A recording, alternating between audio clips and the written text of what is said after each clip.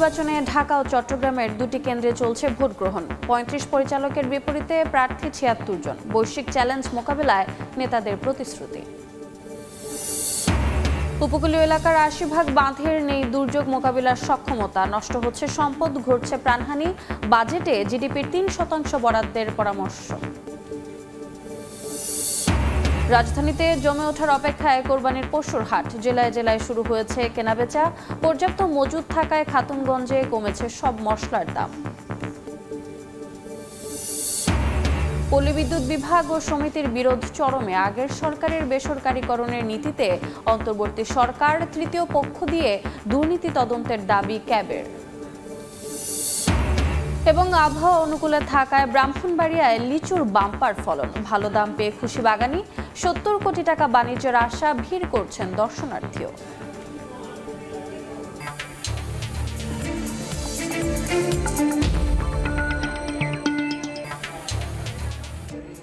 দেখছিলেন শিরোনাম। আমন্ত্রণ জানাচ্ছি দেশ ও দেশের বাইরের অর্থ বাণিজ্যের নানা খবর নিয়ে আমাদের নিয়মিত আয়োজন এ সময়ের বাণিজ্যে। আপনাদের সঙ্গে আছি আমি রোজা চৌধুরী। রপ্তানিমুখী তৈরি পোশাক শিল্প মালিকদের শীর্ষ সংগঠন বিজিএমইএ এর 2025-27 মেয়াদের নির্বাচন চলছে। ঢাকা ও চট্টগ্রামের দুইটি কেন্দ্রে সকাল ৮টায় শুরু হয়েছে ভোট গ্রহণ। এবারের নির্বাচনে ৩৫ পরিচালকের বিপরীতে 3টি প্যানেলের মোট ৭৬ প্রার্থী অংশ নিয়েছেন।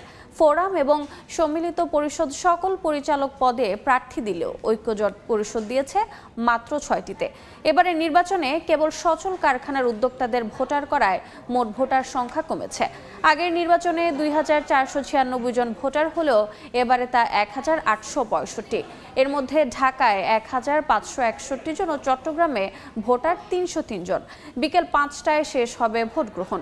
নির্বাচিত পরিচালকরা পরে সভাপতি, সহ-সভাপতি সহ সাংগঠনিক নেতৃত্ব বেছে নেবেন।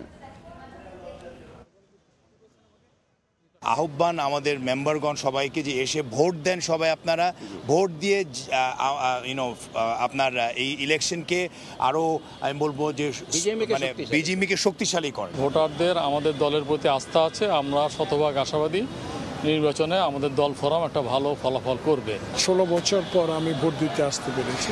একটি সুষ্ঠু নির্বাচনের ব্যবস্থা করা হয়েছে, এখনও সুষ্ঠু চলছে। আশা করি এর মধ্যে দিয়ে বিজিএমইএ প্রকৃত প্রতিনিধি নির্বাচিত হবেন।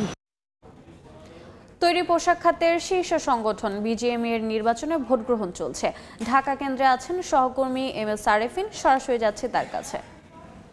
শীর্ষ সংগঠন বিজিএমইএ দীর্ঘ 7 মাসেরও বেশি সময় পর কিন্তু এবার নির্বাচনের মধ্য দিয়ে নেতৃত্ব পেতে যাচ্ছে। অর্থাৎ 2025 থেকে 2027 সালের দ্বিবার্ষিক মেয়াদী যে নির্বাচন, সেটা কিন্তু আজকে সকাল 8টায় শুরু হয়েছে ঢাকা এবং চট্টগ্রামের দুটি কেন্দ্রে।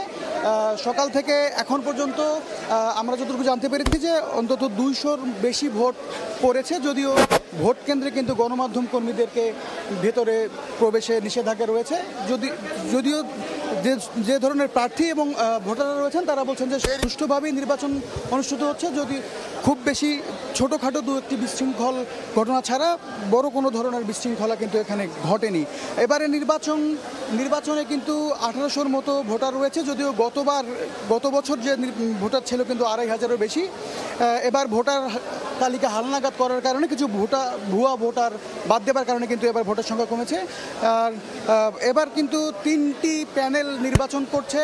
সবথেকে প্রতিদ্বন্দ্বিতাময় অবস্থায় রয়েছে এখন ফোরাম এবং সম্মিলিত পরিষদ, যারা 35টি পরিচালক পদের প্রতিটি পদেই কিন্তু তারা প্রার্থী দিয়েছেন। এছাড়া আরেকটি প্যানেল রয়েছে ঐক্য পরিষদ, তারা কিন্তু শুধুমাত্র 6টি প্রার্থী দিয়েছে তাদের এবারের নির্বাচনে।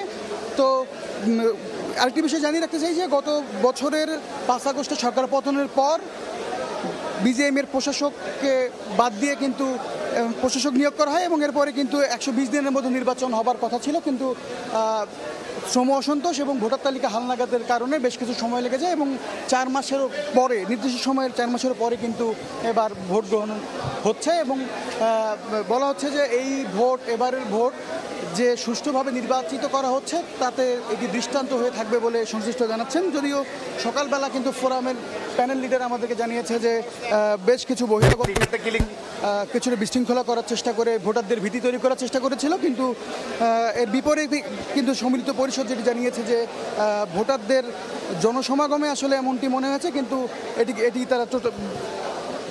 এটিকে তারা অস্বীকার করেছে। তো সব কিছু মিলিয়ে যদি বলতে চাই যে আজকের এই ভোট গ্রহণ পরিস্থিতি সুষ্ঠুভাবেই অনুষ্ঠিত হচ্ছে এবং এই ভোট গ্রহণ কিন্তু বিকেল 5টা নাগাদ শেষ হবে এবং 5টার পরে একটি সংবাদ সম্মেলন হবে যেখানে ভোটের বিস্তারিত তথ্য তুলে ধরা হবে। তো বিজিএমই নির্বাচন নিয়ে ওয়াটার গার্ডেন ব্লু থেকে আমার কাছে এই ছিল সর্বশেষ।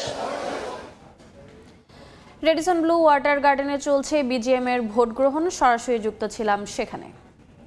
প্রাকৃতিক দুর্যোগে সবচেয়ে বেশি ক্ষতির শিকার দেশের উপকূলীয় অঞ্চল, অথচ এসব এলাকার প্রায় 80% বাঁধেরই নেই দুর্যোগ মোকাবিলার সক্ষমতা।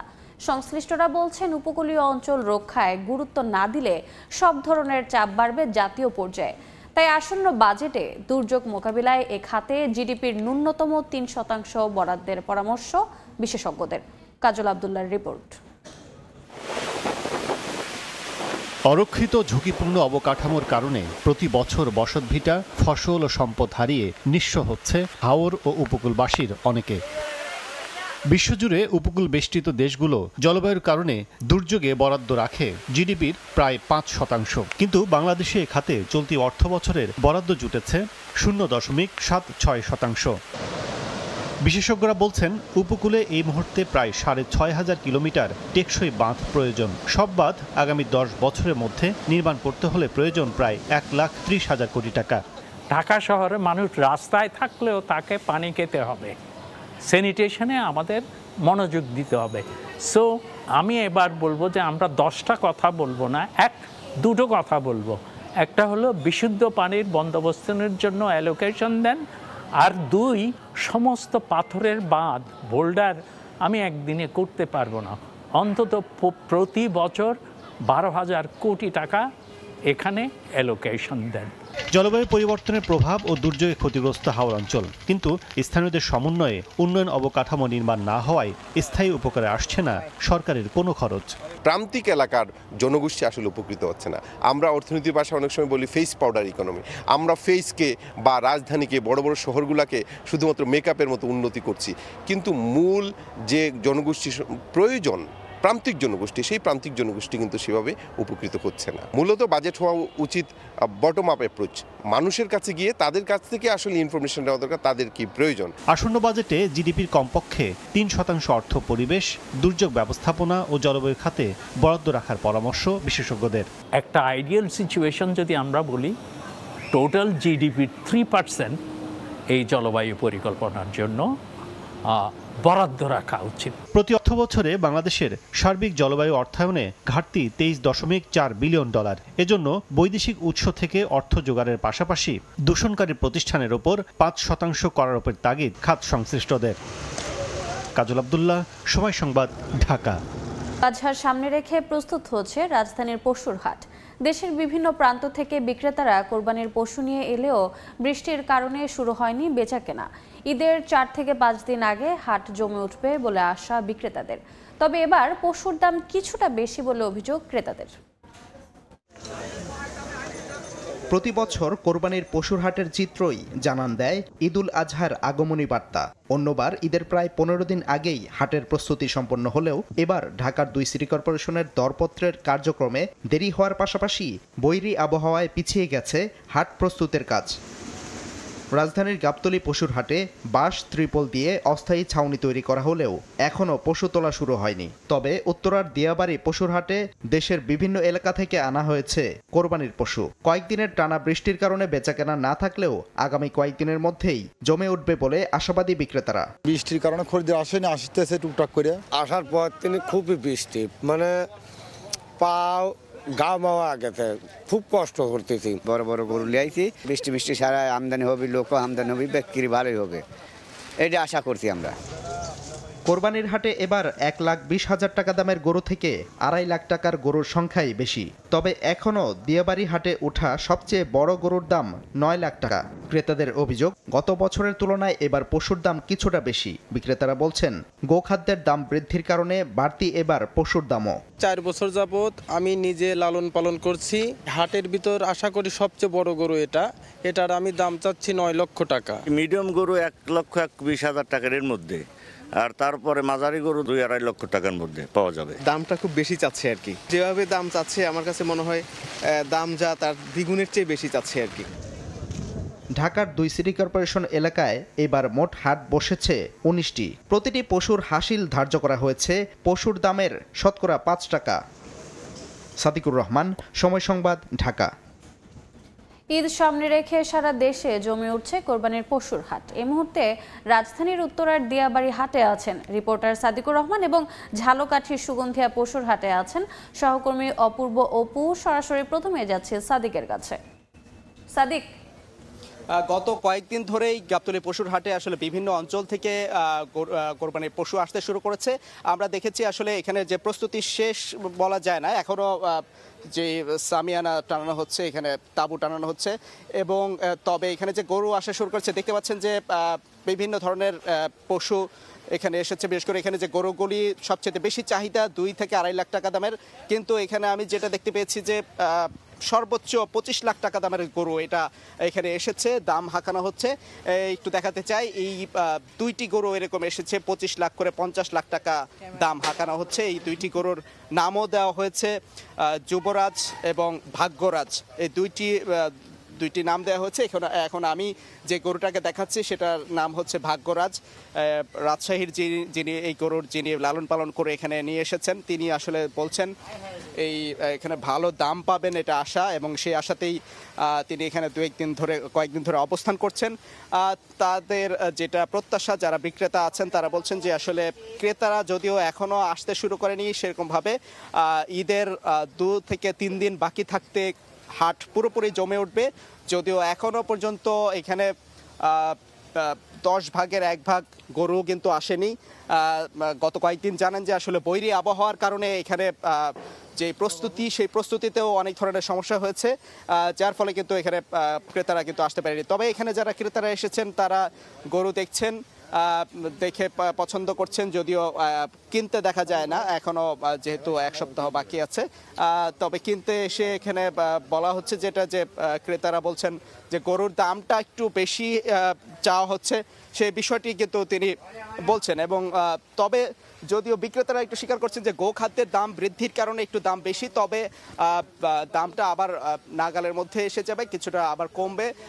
যতই ঈদ ঘনিয়ে আসবে তখনই আবার জমে উঠবে এবং বিক্রিও বেড়ে যাবে। তো আমরা ঝালকাঠিতে আছেন আমাদের সহকর্মী অপূর্ব অপু, তার কাছে যাব গরু হাটের বিস্তারিত খবর জানতে।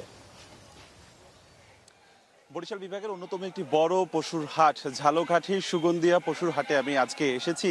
এটি প্রতি শনি এবং মঙ্গলবার এই হাট বেচাকেনা হয়, এবং আজকে যেহেতু কোরবানির আর মাত্র কয়েকটা দিন বাকি এবং শেষ মুহূর্তে এসে এই হাটটি একেবারে জমজমাট। আজকে এখানে প্রায় 10,000-এরও বেশি পশু নিয়ে এসেছেন ব্যবসায়ীরা, পশু ব্যবসায়ীরা। গরু রয়েছে, এখানে ছাগল রয়েছে, এবং সেই পশু সকাল থেকে নিয়ে আসা হয়েছে আশপাশের বিভিন্ন জেলা উপজেলা থেকেও। এই পার্শ্ববর্তী যে সুগন্ধিয়া নদী রয়েছে সেই নদীতে কেউ ট্রলারে করে নিয়ে এসেছে, কেউ কিংবা গাড়িতে করে নিয়ে আসা হয়েছে, এবং সকাল থেকে এখানে শুরু হয়েছে। এই জায়গাটির যে আসলে পরিবেশগত অবস্থা সেটি হচ্ছে যে একটি দীর্ঘ সড়ক রয়েছে, সড়কের পাশে গ্রামের যে রাস্তা তার পাশে এবং তার আশেপাশে যতগুলো বাগান রয়েছে সমস্ত বাগানের মধ্যেই কিন্তু প্রায় 10,000-এরও বেশি এই গরু এখানে রাখা হয়েছে। এবং আজকে এবং আগামী মঙ্গলবার এই হাটটি বসে, প্রতি শনি এবং মঙ্গলবার হাটটি বসে। তবে এখানকার আজকে যারা ক্রেতারা রয়েছেন, ব্যবসায়ীরা বলছেন যে এবছর প্রথমবারের মতন এখানে ইজারার খাজনা নেওয়া হচ্ছে। আগে যেটি কখনোই খাজনা নেওয়া হতো না, 500 টাকা করে গরু প্রতি এবং ছাগল প্রতি নেওয়া হচ্ছে 300 টাকা করে। এবং ব্যবসায়ীরা বলছেন যে আজকে যতটা এখানে ক্রেতাদের সমাগম রয়েছে তার থেকে আগামী মঙ্গলবার আরও ক্রেতাদের উপস্থিতি থাকবে। আইন শৃঙ্খলা রক্ষাকারী বাহিনীরও উপস্থিতি রয়েছে, জাল টাকা শনাক্ত করার জন্য ব্যবস্থা করা রয়েছে, এবং পশুর স্বাস্থ্য পরীক্ষার জন্য এখানে ভেটেরিনারি চিকিৎসক রয়েছে। সবকিছু মিলে এখন পর্যন্ত আসলে প্রায় জমজমাট এই পশুর হাটটি, বরিশালের ঝালকাঠি সুগন্ধা পশুর হাটটি। আমার কাছে সবশেষ এতটুকুই খবর ছিল। কোরবানির পশুর হাটের খবর জানতে সরাসরি যুক্ত ছিলাম ঝালকাঠির সুগন্ধিয়া এবং তার আগে যুক্ত ছিলাম রাজধানীর উত্তরার দিয়াবাড়িতে। দেখছেন এ সময়ের বাণিজ্য।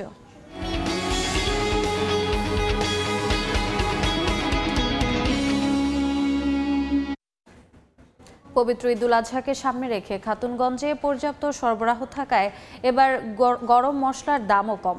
এলাচ, দারুচিনি, লবঙ্গ সহ বেশিরভাগ মশলার দর গত বছরের চেয়ে 150 টাকা পর্যন্ত কম বলে দাবি ব্যবসায়ীদের।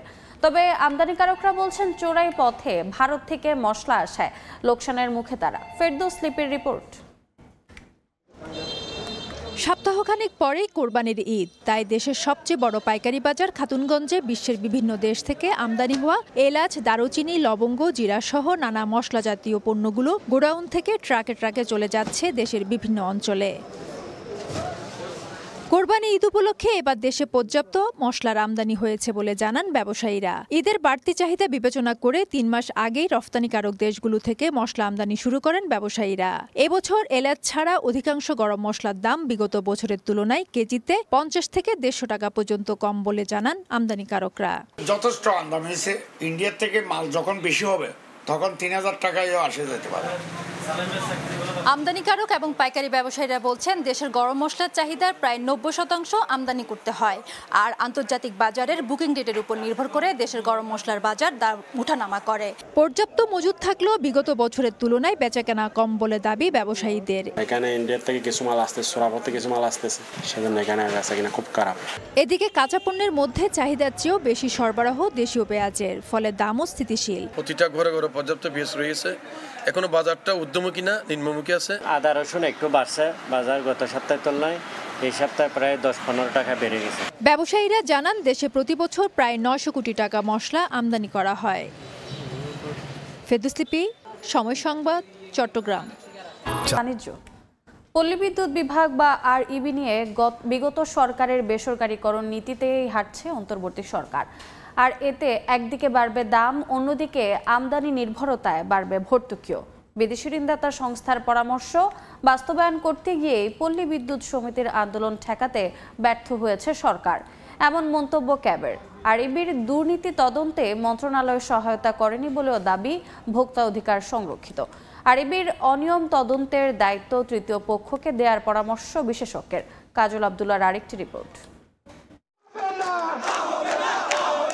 পল্লী বিদ্যুতায়ন বোর্ড, আরইবি ও পল্লী বিদ্যুৎ সমিতির অভ্যন্তরীণ কোন্দল দীর্ঘদিনের। তবে আরইবি ও পল্লী বিদ্যুৎ সমিতি পরস্পরের দুর্নীতি সহ নানা দোষারোপ ও দাবিতে অস্থিরতা এখন চরমে। অন্যদিকে তাদের মতে সমস্যা সমাধানে নয়, আগুনে ঘি ঢালার মতো এজেন্ডা বাস্তবায়নে এগোচ্ছে সরকার। 2010 সাল থেকেই দাতাগোষ্ঠী, এডিবি ও বিশ্বব্যাংকের প্রেসক্রিপশন অনুযায়ী পল্লী বিদ্যুৎ খাতকে বেসরকারিতে রূপান্তরের যে সবক দেওয়া হয়েছিল আওয়ামী সরকারকে, তা বাস্তবায়ন করতে পারেনি শেখ হাসিনার উপদেষ্টা তৌফিক ইলাহি চৌধুরী। তার রেখে যাওয়া দায়ে হয়তো কাঁধে তুলে নিচ্ছেন বর্তমান উপদেষ্টা, এমন মন্তব্য করে ক্যাব বলছে আরইবি বেসরকারি করা হলে বাণিজ্যিকীকরণে দাম বাড়বে বিদ্যুতের, খরচ বাড়বে সরকারের। বাণিজ্যিক হয়ে যাবে, তার মানে বিদ্যুতের দাম বাড়বে, জ্বালানির দাম বাড়বে, আরইবিতেও এরকম ব্যয় বেড়ে যাবে। ব্যয় বেড়ে গেলে জনগণের কাছ থেকে বেশি বেশি পয়সা নেবে।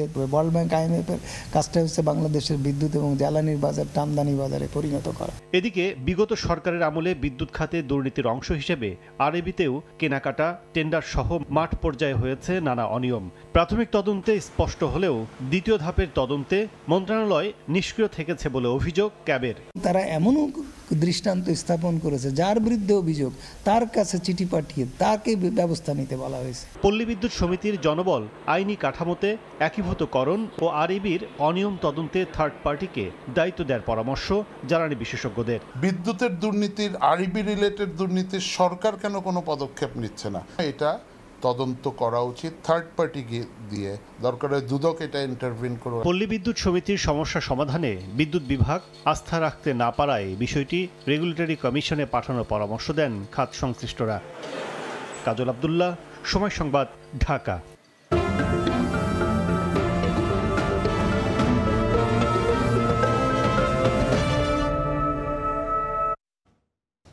আবহাওয়া অনুকূলে থাকায় ব্রাহ্মণবাড়িয়ায় এবছর লিচুর বাম্পার ফলন হয়েছে। ভালো ফলন ও দামে খুশি বাগান মালিকরা। দূর দূরান্ত থেকে বাগানগুলোতে ভিড় করছেন দর্শনার্থীরা। হৃদয় পালের ছবিতে উজ্জ্বল চক্রবর্তীর রিপোর্ট। ব্রাহ্মণবাড়িয়ায় তীব্র গরমের মধ্যেও লিচুর বাম্পার ফলন হয়েছে। জেলার বিজয়নগর, আখাউড়া ও কসবা উপজেলায় লিচুর বাগান সবচেয়ে বেশি। পাটনায়া, চায়নাথি ও বোম্বে জাতের লিচু চোখে পড়ে এসব এলাকায়। বাগান মালিকরা জানান, অনুকূল আবহাওয়ায় লিচুর আকার আশানুরূপ হয়েছে। খুব ভালো ফলন হয়েছে এই বছর অন্যটার থেকে। এই লিচুর গুণগান জানতে পারিয়া সর্বদিক থেকে এখানে লোক আসে। প্রতিদিনই বাগানগুলোতে ভিড় করছেন দূর দূরান্তের দর্শনার্থীরা। বাগানের সৌন্দর্য উপভোগের পাশাপাশি পরিবার পরিজনের জন্য নিয়ে যাচ্ছেন লিচু। নিজে পেরে খাচ্ছি, অনেক ভালো লাগতেছে। বিজয়নগরের লিচু সবসময় শুনি ভালো, এখনো খেয়ে দেখি সত্যি আসলে ভালো। তো সুন্দর লিচু বাগান আমি আগে কখনো দেখিনি। নতুন ও উন্নত জাতের আরু লিচুর চারা সরবরাহ করে বাগান বৃদ্ধির পরিকল্পনার কথা জানান কৃষি বিভাগ। উন্নত জাতের চারা কলম দেশের যেসব অঞ্চল থেকে পাওয়া যাবে সেখান থেকে সংগ্রহ করে এখানে সরবরাহের ব্যবস্থা করে। জেলায় লিচু বাগানের পরিমাণ 568 হেক্টর। এবছর 70 কোটি টাকা বাণিজ্যের আশা ব্যবসায়ীদের। উজ্জ্বল চক্রবর্তী, সময় সংবাদ, ব্রাহ্মণবাড়িয়া। দেখছেন এ সময়ের বাণিজ্য।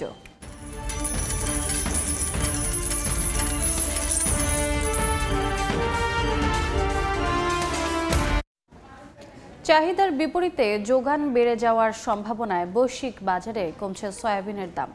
একই সঙ্গে নিম্নমুখী পাম তেলের দামও কমেছে। কফি ও গমের দাম 2020 সালের পর খাদ্যশস্যটির দাম এখন সর্বনিম্নে।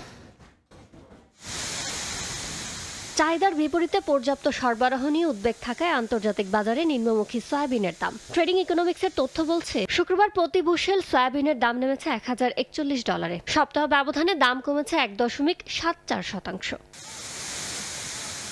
এদিকে চাহিদা ও সরবরাহ কমে যাওয়ায় 2020 সালের পর সর্বনিম্ন পর্যায়ে গমের দাম। বুশেল প্রতি দাম দাঁড়িয়েছে $533। সপ্তাহ ব্যবধানে এই খাদ্যশস্যের দাম কমেছে 1.71%।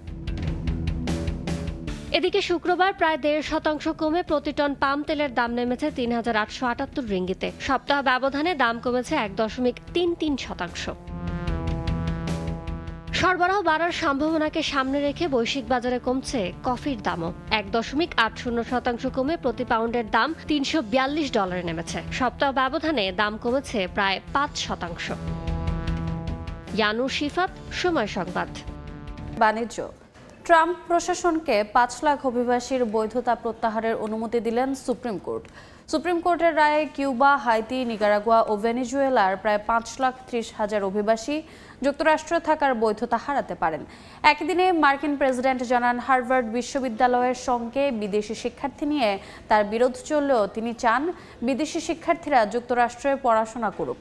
এদিকে ডিউজির প্রধান হিসেবে ইলন মাস্কের শেষ দিনে তাকে ধন্যবাদ জানিয়ে প্রেসিডেন্ট বলেন, মাস্ক ভবিষ্যতেও প্রশাসনের সঙ্গে যুক্ত থাকবেন। কয়েক হাজার কর্মসংস্থান ও বহু সরকারি প্রকল্প বাতিল করে আলোচনার কেন্দ্রে ছিলেন মাস্ক।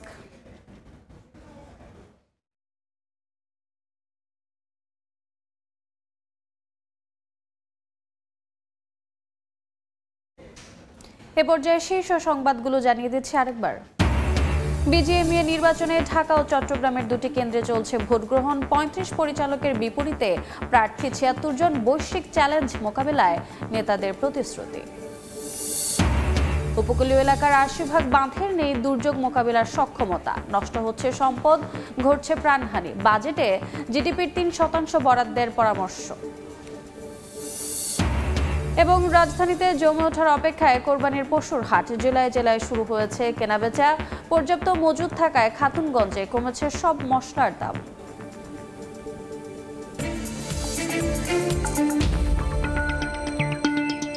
এই ছিল এ সময়ের বাণিজ্যে। সঙ্গে থাকুন সময়।